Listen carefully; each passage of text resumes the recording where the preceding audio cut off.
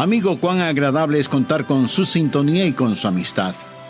El mensaje de hoy se intitula Aprendiendo a depender. Y le invito a que busque en la Biblia el capítulo 11 de Hebreos. Después de unos instantes leeremos el versículo 21.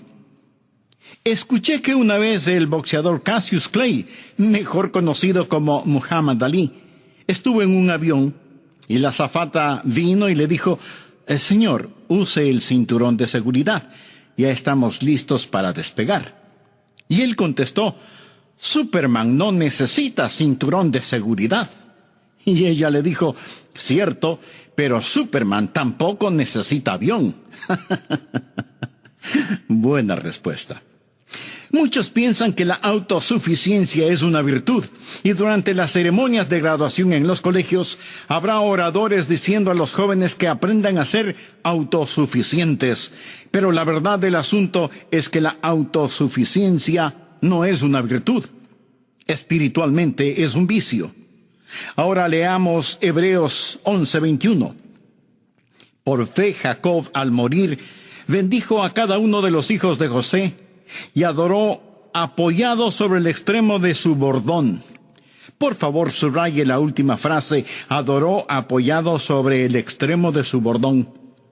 Recuerde que Jacob fue un hombre dado a la intriga, la confabulación, siempre tratando de manipular las cosas para que trabajen solo para su beneficio.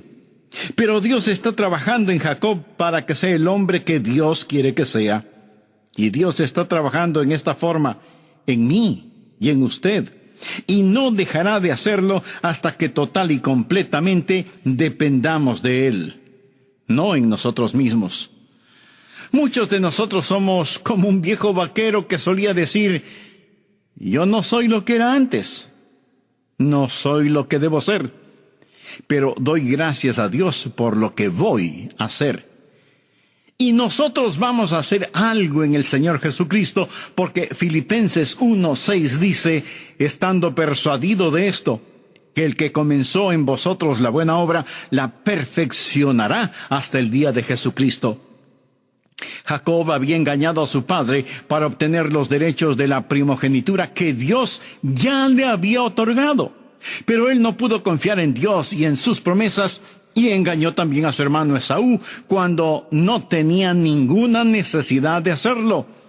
Y Esaú cambió su primogenitura por un plato de lentejas o de frijoles o de habichuelas o como usted quiera llamarlo. Recuerde esa historia. Si no la recuerda, será bueno que la vuelva a leer en la Biblia. Pero Jacob tiene que huir porque Esaú está lleno de iras contra él. Esaú, el hermano gemelo de Jacob, y que fue el primero en nacer, quiere matar a Jacob. Y Jacob, con el rabo entre las piernas, como se dice vulgarmente, huye de su hermano y se va hacia el desierto. Y acostado en tierra, teniendo una roca como almohada, tiene una visión de una escalera que descendía del cielo. Y tuvo una experiencia con Dios, y Dios le habló. Y muchas cosas increíbles y maravillosas le pasaron. Y por 20 años, él estuvo aprendiendo en la dura escuela de la vida. Y ahora quiere hacer las paces con su hermano Esaú, porque entiende que no puede estar bien con Dios hasta que no esté bien con su hermano, a quien había engañado y contra quien había conspirado. Tiene que estar en paz con él. Además, le informaron que su hermano venía buscándolo. Esa es la situación de Jacob. Y Dios va a usar todos estos acontecimientos para hacer que Jacob crezca y deje de depender en él mismo. Estoy seguro que alguien preguntará: pastor, pero ¿qué tiene que ver eso conmigo? Mucho. Y lo que tiene que ver con usted es increíble. Por eso le pido que me escuche atentamente. Deseo que deje de lado su autosuficiencia y dependa en Dios, porque las tres cosas que le sucedieron a Jacob hace ya tanto tiempo van a tener correspondencia en su vida y en la mía. La misma preparación de este mensaje ha sido un desafío para mi propio corazón. Vayamos al libro de Génesis, capítulo 32, en donde está registrada esta parte de la historia de Jacob. Aquí hay cosas muy interesantes. Por ejemplo, ¿por qué Dios dice que Jacob adoró apoyado sobre el extremo de su bordón? ¿Por qué Dios puso esta frase aquí? Vamos a ver 3 principios y espero que usted esté listo para aprenderlos. Primero, Dios le protegerá, pero no le mimará. Leamos Génesis 32, versículos 1 y 2. Jacob siguió su camino y le salieron al encuentro ángeles de Dios. Y dijo Jacob cuando los vio: campamento de Dios es este, o sea, el ejército de Dios. Y llamó el nombre de aquel lugar Mahanaim. Jacob está huyendo y de pronto ve a algunos ángeles. Se da cuenta que por 20 años en el desierto y en otros lugares ha tenido una escolta de ángeles. Los ángeles de Dios habían acampado alrededor de él para protegerle. Ahora recuerde que Jacob no está totalmente bien con Dios, pero los ángeles le protegían. Jacob era falto de madurez, estaba fuera del compañerismo con Dios y sin embargo Dios le protegía. Y quiero decir a quienes me están escuchando este momento que deben agradecer a Dios por los ángeles que acampan alrededor suyo, protegiéndolo aunque usted no se lo merezca. Yo sé con certeza que los ángeles de Dios me han protegido durante toda mi vida. Me faltaría el tiempo para contarles cómo vez tras vez Dios literalmente por medio de sus ángeles me han protegido y me han liberado. La Biblia enseña que los ángeles son espíritus ministradores. Así que aquí tenemos a un hombre completamente fuera de la comunión con Dios y aún así Dios le protege y le guarda y finalmente permite que vea a esos ángeles. Ahora ponga atención a lo siguiente. Aunque Dios le estaba protegiendo, no le estaba mimando ni consintiendo. Dios permitió que Jacob experimentara necesidades, escasez y dificultades. Lo que sucedió fue lo siguiente. Esaú venía, y seguramente venía buscando venganza, y viene con un ejército de 400 hombres fuertes. ¿Pudo Dios haber evitado que Esaú venga contra Jacob? Escúcheme, Dios lo planificó todo. Dios le va a traer problemas a Jacob. Jacob tuvo un suegro llamado Labán, y Labán quería saber cómo tratar con Jacob. Anote al margen Génesis 31:24. Y vino Dios a Labán arameo en sueños aquella noche, y le dijo: guárdate que no hables a Jacob descomedidamente. Y esa frase significa: no le hagas daño, pero tampoco le ayudes. Sencillamente déjalo ir. Verá, este es el punto. Dios permitirá que usted haga las cosas como usted quiere, hasta cuando llegue a un callejón sin salida. Aquí está un hombre fuera de la comunión con Dios, un hombre en peligro, pero protegido por los ángeles de Dios. Pero Dios no lo mima. Dios no evita que experimente dificultades. Y ahora Jacob sabe que Esaú está viniendo con 400 hombres armados, y Jacob está en el desierto. Y la mente de Jacob comienza a trabajar, a planificar, a conspirar. Podemos ver su autosuficiencia. Leemos en Génesis 32, versículos del 3 al 5. Y envió Jacob mensajeros delante de sí a Esaú, su hermano, a la tierra de Seir, campo de Edom. Y les mandó diciendo: así diréis a mi señor Esaú. ¿Se imagina a Jacob llamando Señor a Esaú? Así dice tu siervo Jacob: con Labán he morado y me he detenido hasta ahora. Y tengo vacas, asnos, ovejas, siervos y siervas, y envío a decirlo a mi señor para hallar gracia en tus ojos. Puede notar el adulo en sus palabras. Se imagina llamándole Señor al hermano del cual se burló y contra el cual conspiró, y al que ahora está tácitamente implorando misericordia. No es sorpresa que Jacob actúe de esa manera. Sabe que su hermano viene contra él con 400 hombres armados. Pero notemos algo más que él hace. Veamos cómo trabaja su mente. Veamos su autosuficiencia. Y los mensajeros volvieron a Jacob diciendo, vinimos a tu hermano Esaú, y él también viene a recibirte, y 400 hombres con él. Entonces Jacob tuvo gran temor, y se angustió, y distribuyó el pueblo que tenía consigo, y las ovejas, y las vacas, y los camellos, en 2 campamentos, y dijo, si viene Esaú contra un campamento y lo ataca, el otro campamento escapará. ¿Lo ve? Jacob trata de evitar una pérdida total. Hace una división y dice, si Esaú ataca a un grupo, el otro grupo podrá escapar. Su mente está trabajando. Primero el adulo, luego la estrategia. Y después de todo esto, comienza a orar. Génesis 32, del 9 al 12. Y dijo Jacob, Dios de mi padre Abraham y Dios de mi padre Isaac, Jehová que me dijiste, vuélvete a tu tierra y a tu parentela, y yo te haré bien. Menor soy que todas las misericordias y que toda la verdad que has usado para con tu siervo, pues con mi cayado pasé este Jordán, y ahora estoy sobre 2 campamentos. Líbrame ahora de la mano de mi hermano, de la mano de Esaú, porque le temo. No venga acaso y me hiera la madre con los hijos. Y tú has dicho, yo te haré bien, y tu descendencia será como la arena del mar, que no se puede contar por la multitud. Ahora Jacob está citando las promesas de Dios, quien le había dicho que le bendeciría y le protegería. Pero Jacob está diciendo, oh Dios, cuídame, estoy en problemas. Ahora, no es malo que Jacob orara, pero el orar no fue su primer pensamiento, más bien oró como último recurso. Primero empezó adulando a Esaú. Segundo, dividió sus rebaños, sus manadas y su gente. Y en tercer lugar, se vuelve al Señor. Sigamos leyendo en Génesis 32, los versículos del 13 al 16.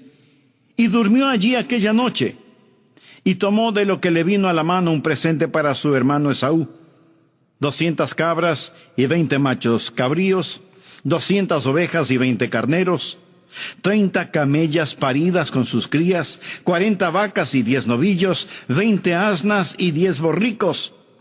Y lo entregó a sus siervos, cada manada de por sí. Y dijo a sus siervos, pasad delante de mí, y poned espacio entre manada y manada. En resumen, lo que él hizo fue tomar 580 valiosos animales y dividirlos en lotes de 5 y decir a sus siervos, ahora vayan. Y cuando Esaú venga con sus 400 hombres, recuerde que Jacob tiene grupos por aquí y grupos por allá. Usa el adulo al decir, mi señor Esaú, sé misericordioso. Y comienza a enviar esos regalos espaciados en grupos de 5 para que, en la medida en que Esaú se iba aproximando, vaya encontrando esos grupos de animales como regalo. Puede ver la mentalidad de Jacob. Este es un hombre listo. Sabe cómo manipular las cosas, sabe cómo hacer que las cosas sucedan. Lo que trata de hacer ahora es aplacar la ira de su hermano. Jacob está diciendo, Señor Dios, yo confío en ti, pero, amigo, ¿alguna vez usted ha dicho lo mismo?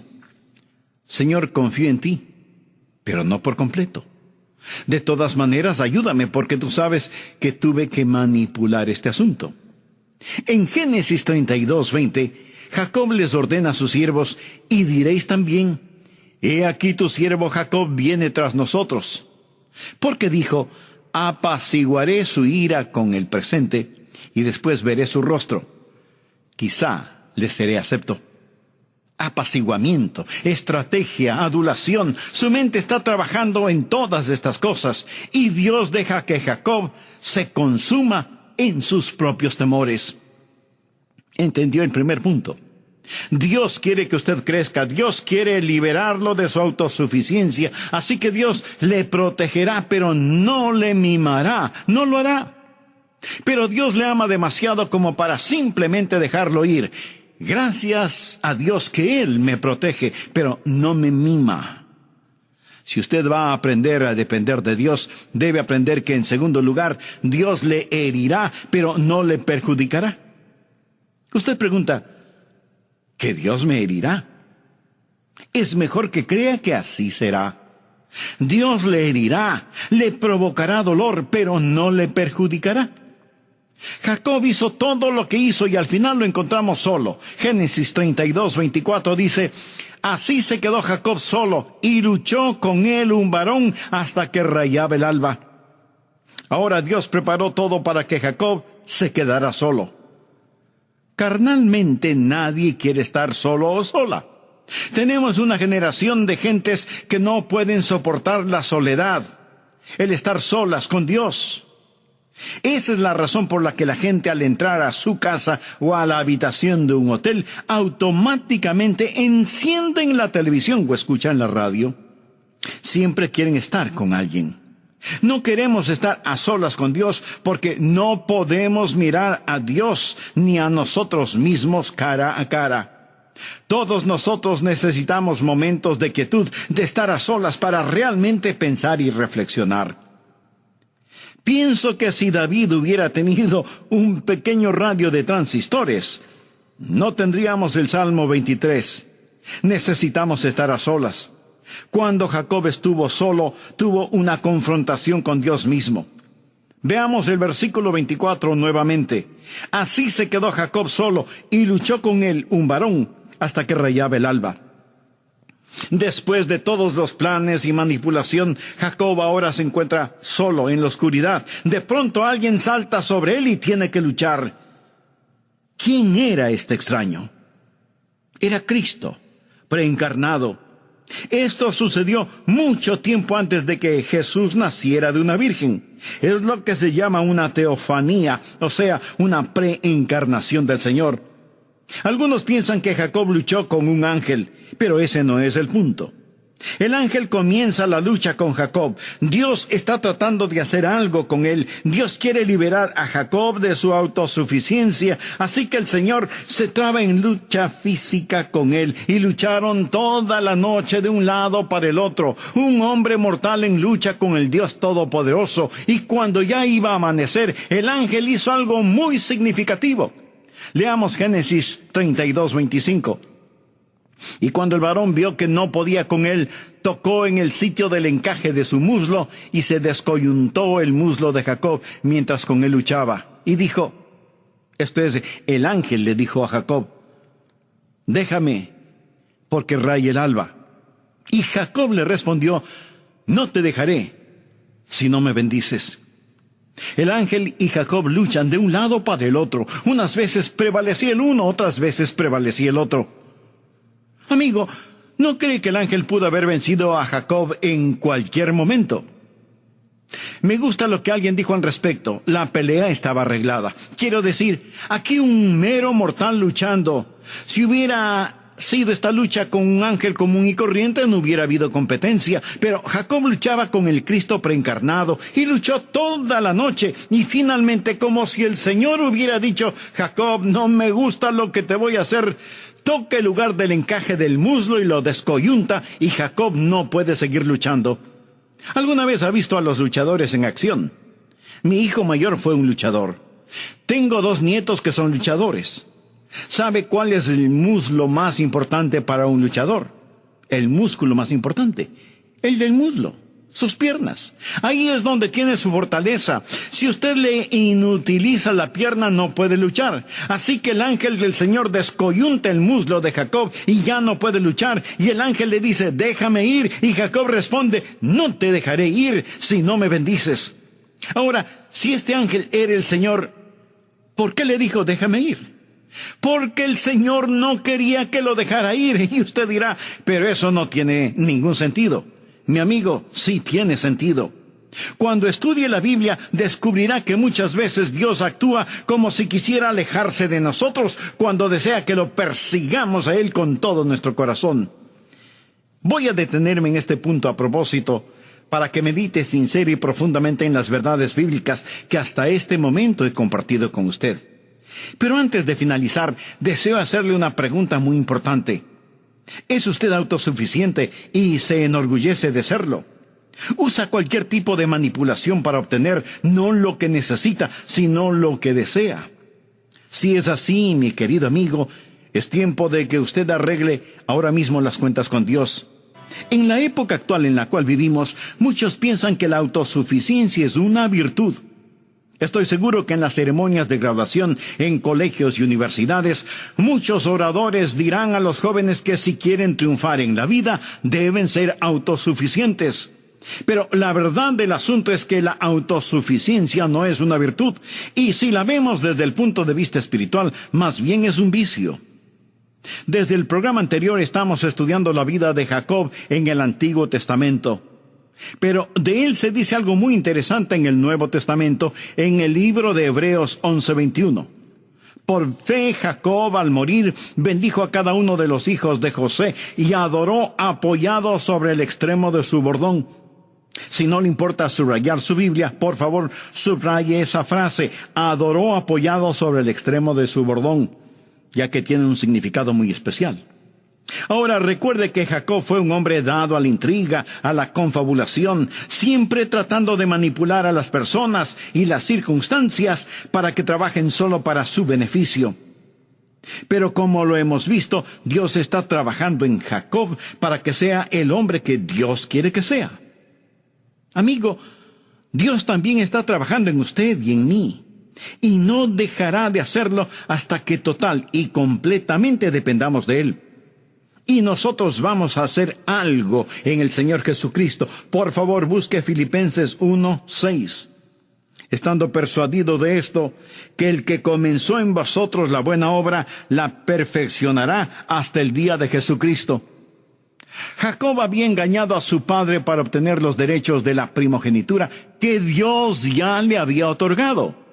Pero él no pudo confiar en Dios y en sus promesas, y para asegurarse que recibiría las bendiciones de Dios, engañó también a su hermano, cuando no tenía necesidad de hacerlo. De paso diré, mi querido amigo, que es totalmente absurdo el tratar de tener las bendiciones de Dios, engañando a los demás. Pero eso es precisamente lo que hizo Jacob, y Esaú cambió su primogenitura por un plato de lentejas, o de frijoles, o de habichuelas, o como usted quiera llamarlo. Recuerde esa historia. Si no la recuerda, será bueno que la vuelva a leer en la Biblia. Y alguien me preguntará, pero pastor, ¿qué tiene que ver eso conmigo? Mi amigo, lo que tiene que ver con usted es increíble, pero tiene que dejar de lado su autosuficiencia y depender en Dios. Porque las tres cosas que le sucedieron a Jacob hace ya tanto tiempo van a tener consecuencias en su vida y la mía. En Génesis capítulo 32 está registrada esta parte de la historia de Jacob. Por ejemplo, ¿por qué Dios dice que Jacob adoró apoyado sobre el extremo de su bordón? Al respecto, veamos tres principios. Primero, Dios le protegerá, pero no le mimará. Génesis 32, los versículos 1 y 2. Jacob siguió su camino, y le salieron al encuentro ángeles de Dios. Y dijo Jacob cuando los vio, «Campamento de Dios es este». Y llamó el nombre de aquel lugar Mahanaim. Jacob está huyendo, y de pronto ve algunos ángeles. Se da cuenta que por 20 años en el desierto y en otros lugares ha tenido una escolta de ángeles. Los ángeles de Dios habían acampado a su alrededor para protegerle. Ahora recuerde que Jacob no está totalmente bien con Dios, pero de todas maneras los ángeles le protegían. Jacob era falto de madurez, estaba fuera del compañerismo con Dios, y sin embargo Dios le protegía. Pero escúcheme con atención. Aunque Dios le estaba protegiendo, no lo estaba mimando ni consintiendo. Dios permitió que Jacob experimentara necesidades, escasez y dificultades. En segundo lugar, Dios le herirá, pero no le perjudicará. No faltará quien pregunte, pero pastor, ¿está seguro que Dios me herirá? Es mejor que crea que así será. Dios le herirá, le provocará dolor, pero no le perjudicará. Jacob hizo todo lo que hizo y al final lo encontramos solo. Y cuando estuvo solo, tuvo una confrontación con Dios. Veamos Génesis 32:24. Así se quedó solo Jacob, y luchó con él un varón hasta que rayaba el alba. Después de todos los planes y manipulación, Jacob ahora se encuentra solo en la oscuridad. De pronto, alguien salta sobre él y tiene que luchar. ¿Quién era ese extraño? Era Cristo preencarnado. Esto sucedió mucho tiempo antes que Jesús naciera de una virgen. Es lo que se llama una teofanía, o sea, una preencarnación del Señor. El ángel comenzó la lucha con Jacob. Dios está tratando de hacer algo con él. Dios quiere liberar a Jacob de su autosuficiencia. Así que el Señor se traba en lucha física con él. Un hombre mortal en lucha física con el Dios Todopoderoso. Ahora cambiemos de escenario.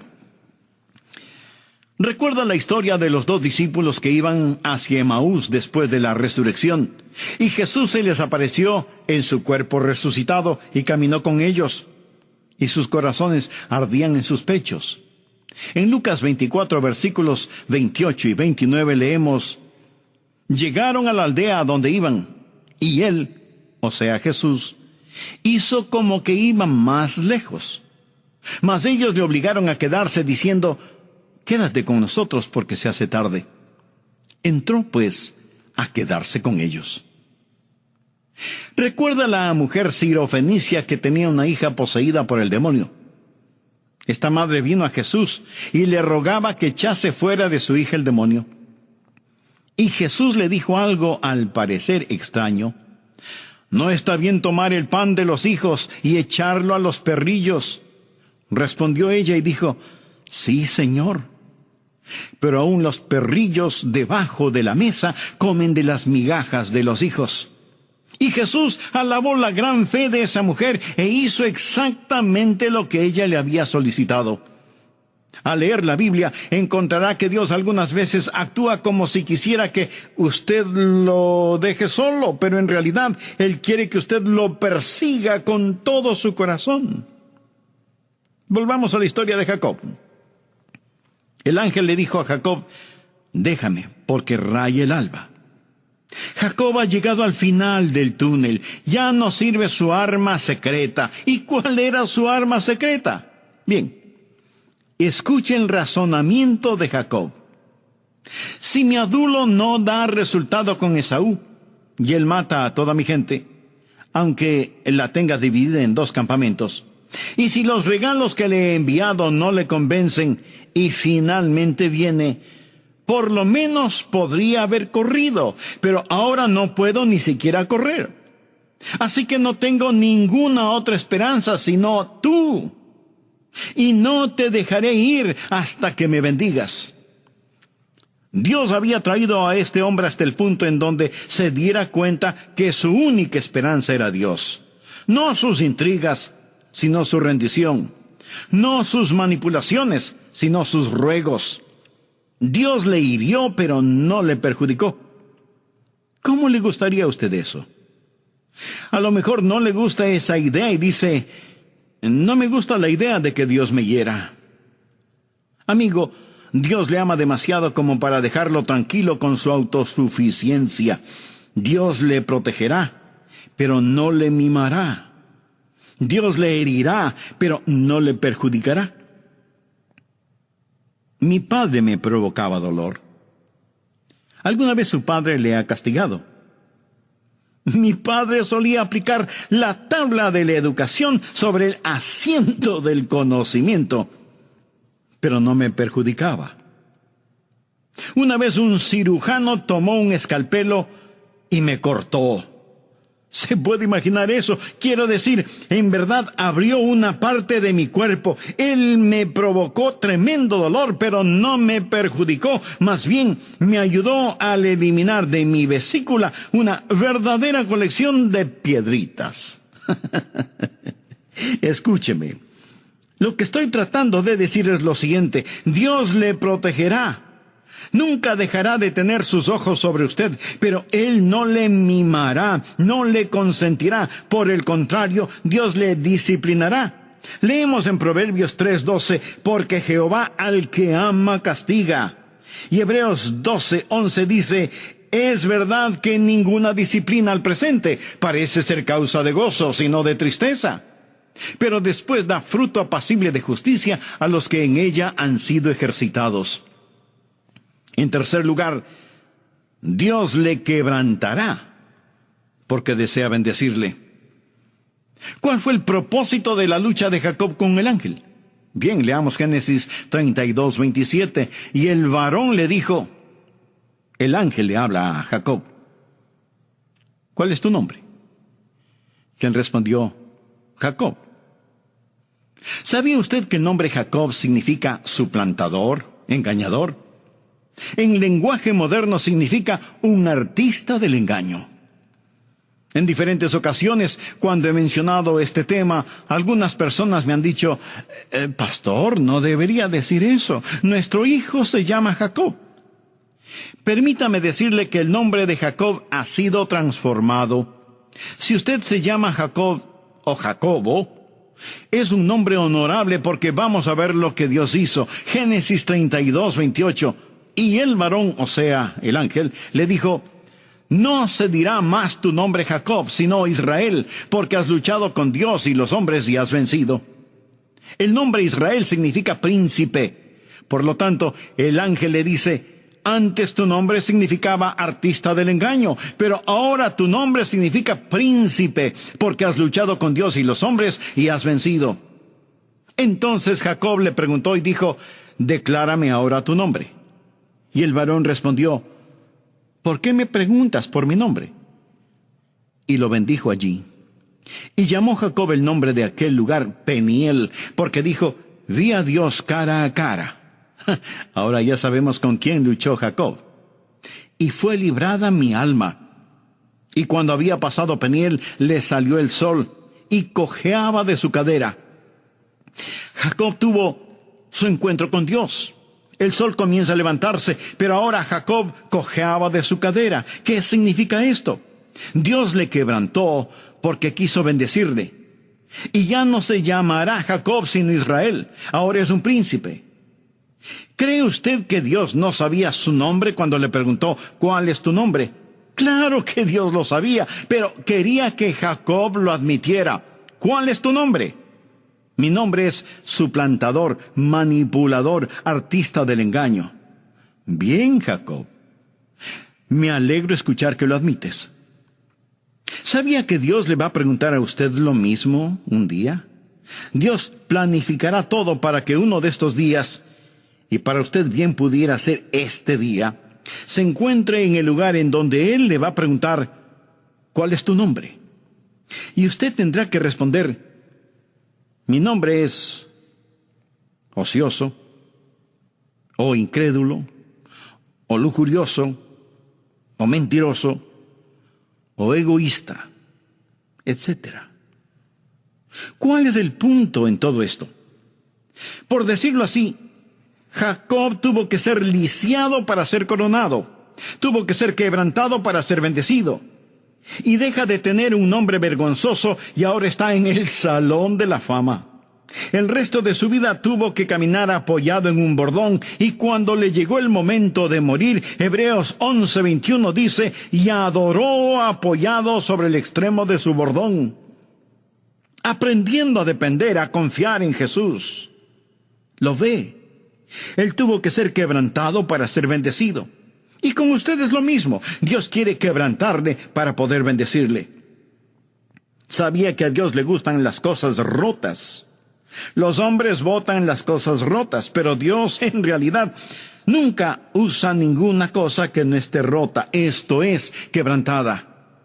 En uno de sus salmos David dijo, al corazón contrito y humillado no despreciarás tú, oh Dios. Muchos creyentes no son usados por Dios simplemente porque nunca se han quebrantado. Y uno de estos días, si Dios le quebranta y usted es como pan partido y vino derramado, Dios podrá usarle. Dios tomó el refrigerio de un pequeño muchacho, lo partió y alimentó a multitudes. María rompió un frasco de alabastro para derramar su perfume sobre el Señor Jesucristo como prueba de su amor. El profeta Jeremías dijo: «Harad campo para vosotros y no sembréis entre espinos». Usted nunca tendrá la cosecha que debería hasta que no hunda bien el arado y desmenuce la tierra. Aún el Señor Jesucristo, al celebrar la Pascua con sus discípulos, tomó el pan y lo partió y dio a sus discípulos y dijo: «Tomad, comed, esto es mi cuerpo que por vosotros es partido». Algunos de ustedes me dirán: «El pastor Rogers, yo no quiero ser quebrantado». Bueno, en un sentido no lo será si es que se quebranta usted mismo. La Biblia dice: «Si pues nos examinásemos a nosotros mismos, no seríamos juzgados». Eso quiere decir que si nos acercamos al Señor con absoluta humildad y quebrantados, dejando de lado nuestra autosuficiencia, nuestras manipulaciones, nuestras intrigas, y dejamos de para empezar a confiar en Dios y su palabra, entonces Dios actuará y nos usará en una forma que nunca pudo hacerlo antes. Retornemos a nuestro texto en Hebreos 11:21. Por fe Jacob, al morir, bendijo a cada uno de los hijos de José y adoró apoyado sobre el extremo de su bordón. Jacob es un hombre viejo y está muriendo, pero se apoya en su bordón. La mayor parte de su vida estuvo cojeando. La mayor parte de su vida tuvo que usar un bordón. Y aun cuando estuvo muriendo, adoró a Dios apoyado en su bordón. Aún inválido, él fue más fuerte apoyado en su bordón que lo que hubiera sido parado en sus dos pies. Para concluir, quiero decirle algunas cositas para que las aplique a su corazón. Primero, quiero decirle que un fracaso no necesita ser terminal. Jacob fue un fracaso, pero Dios lo tomó y lo utilizó. Y si usted ha sido como Jacob, huyendo de Dios, autosuficiente, manipulador, engañador, hay esperanza para usted.